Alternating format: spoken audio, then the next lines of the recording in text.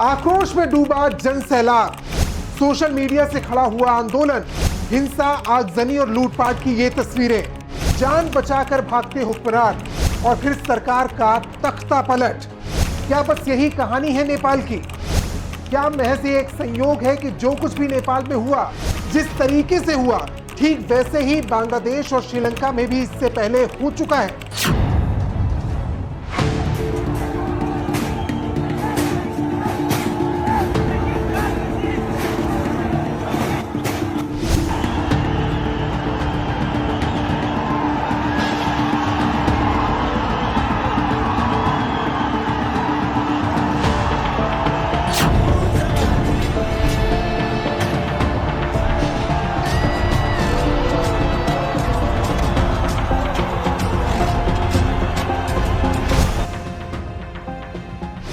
नमस्कार, new Delhi post देख रहे हैं आप। मैं हूं आपके साथ रोशन मिश्रा।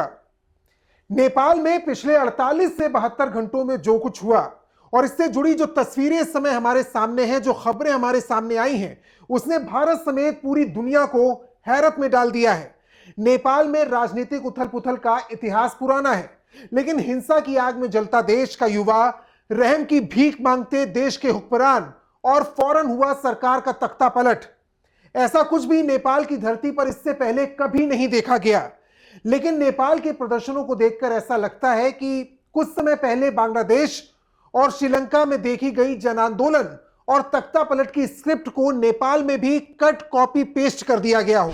बड़ा सवाल है कि क्या नेपाल, बांग्लादेश और श्रीलंका में जो कुछ हुआ वो एक संयोग है, या ये कोई ऐसा प्रयोग है जो अब किसी और देश में भी हो सकता है?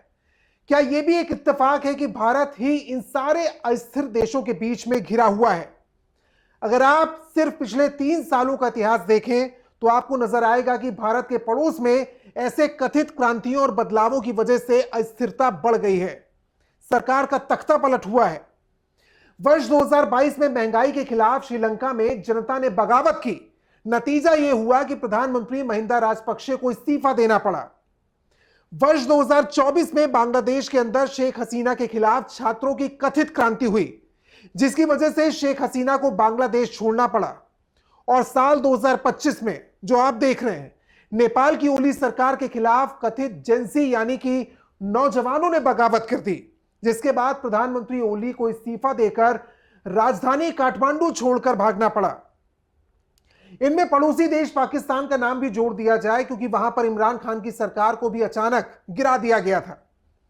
सबसे अहम बात है कि देशों में हुए तथाकथित जन आंदोलन में साजिश का सवाल क्यों उठ रहा है। इसमें कोई दो राय नहीं है कि जिन देशों में युवा सड़क पर उतरा, सरकार के खिलाफ प्रोटेस्ट किया, हिंसक प्रदर्शन हुए, उसमें देश के अंदरूनी हालात किसी से छुपे नहीं थे और ये ठीक नहीं थे।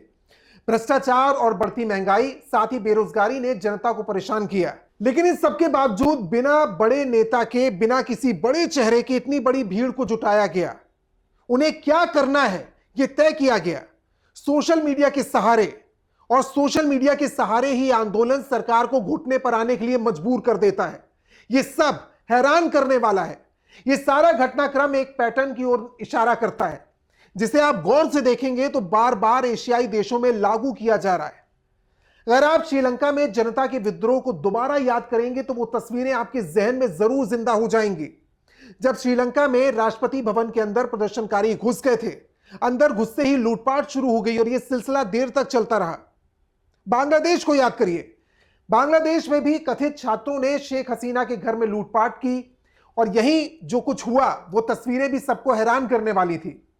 इसके बाद नेपाल में यह नजर आता है, जब सरकारी इमारतों के अंदर लोग घुस गए, नारेबाजी की, लेकिन निकले तो किसी के हाथ में फर्नीचर था, किसी के हाथ में कुर्सी थी और किसी के हाथ में कोई दूसरा कीमती सामान। यह सिर्फ एक समानता नहीं है। अगर आप नेपाल की आगजनी और अराजकता की तस्वीरों को देखेंगे तो शायद आपकी जुबान से भी यह निकल पड़ेगा कि यह सब कुछ तो श्रीलंका में और बांग्लादेश में भी तख्ता पलट के दौरान देखा जा चुका है। श्रीलंका में जब प्रदर्शनकारियों का सामना राजपक्षे के दल के सांसदों से हुआ था तो टकराव में श्रीलंकाई सांसद अमर कीर्ति की मौत हो गई थी। इसी तरीके से बांग्लादेश में भी शेख हसीना की पार्टी आवामी लीग के नेताओं को चुन चुनकर प्रदर्शनकारियों ने निशाना बनाया। सैकड़ों आवामी लीग कार्यकर्ताओं की हत्या कर दी गई। और ठीक इसी तरह नेपाल में भी वरिष्ठ नेताओं के घर में घुसकर उनके ऊपर हमला किया गया। पूर्व प्रधानमंत्री झलनाथ खनाल की पत्नी राजलक्ष्मी खनाल की मौत हो गई। कई कैबिनेट मंत्रियों को दौड़ा दौड़ा कर पीटने की तस्वीरें सोशल मीडिया पर वायरल है। प्रदर्शनकारियों का रोष और प्रदर्शन का तरीका, प्रदर्शनकारियों का जो व्यवहार है, वो एक तरीके से इशारा करता है कि जो कुछ हम श्रीलंका में, जो कुछ हम बांग्लादेश में देख चुके हैं, वही नेपाल में होता हुआ नजर आ रहा है। अराजकता से शुरू हुआ यह सफर अस्थिरता का दौर, और इन्हीं वजहों से नेपाल के भविष्य को लेकर इस समय सवाल उठ रहे हैं। नेपाल से जुड़े हमारे तमाम जो जानकार अपनी राय रखते हैं वो भी आपको बताऊंगा, और इस विशेष अंक में आपको यह भी बताएंगे कि किस तरीके से एक पैटर्न की ओर इशारा मिलता है तो उसका आधार क्या नजर आता है।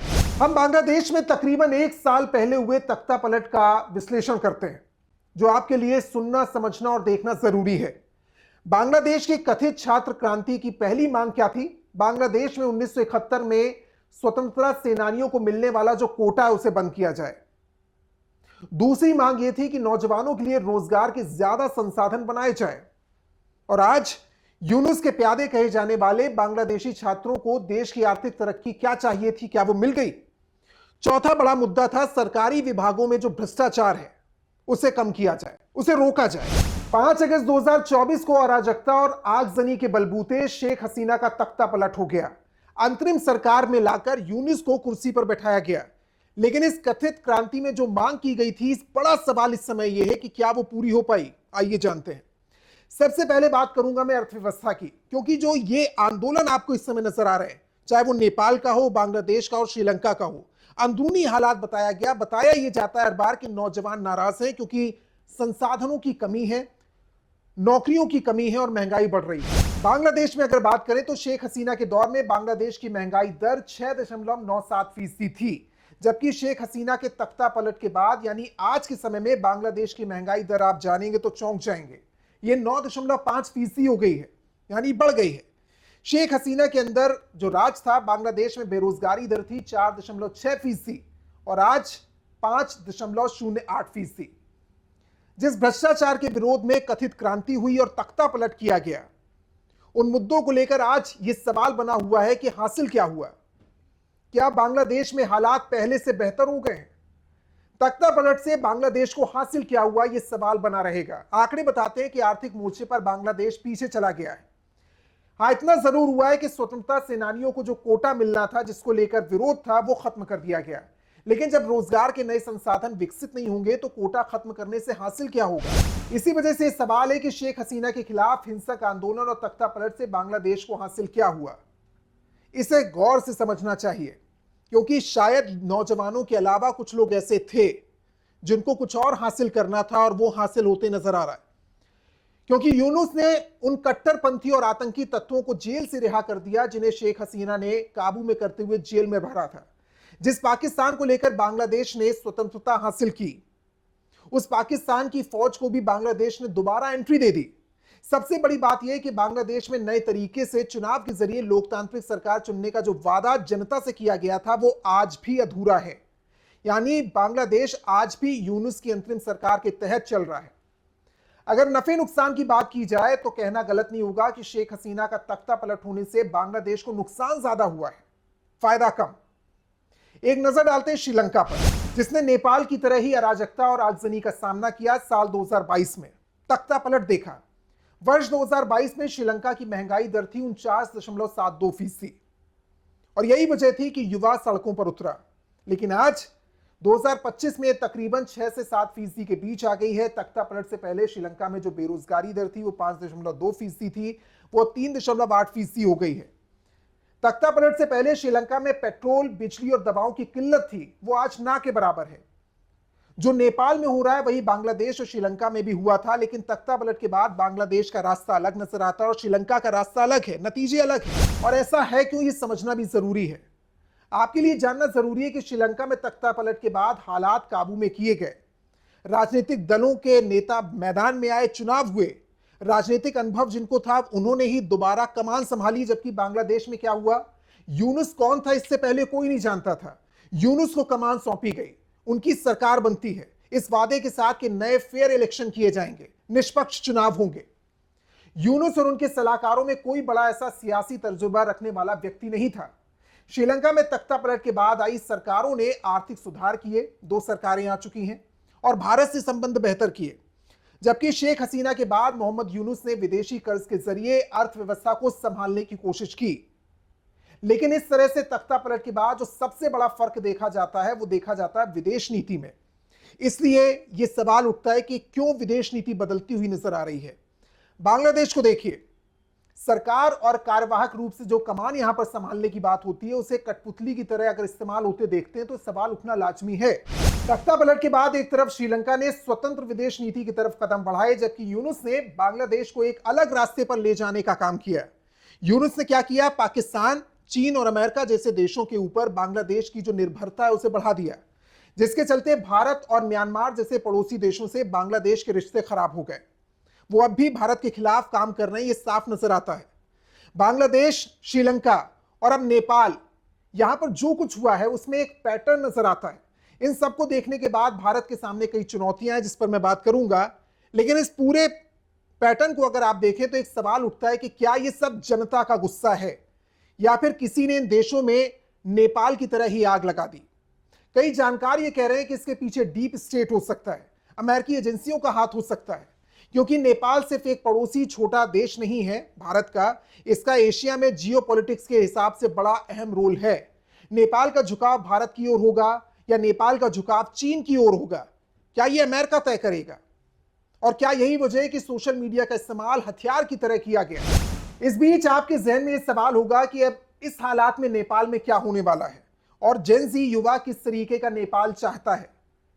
ये जो नौजवान सड़कों पर उतरे, जिसके लिए सड़कों पर उतारे गए, प्रधानमंत्री ओली के इस्तीफे के बाद हिंसा क्यों नहीं रुकी?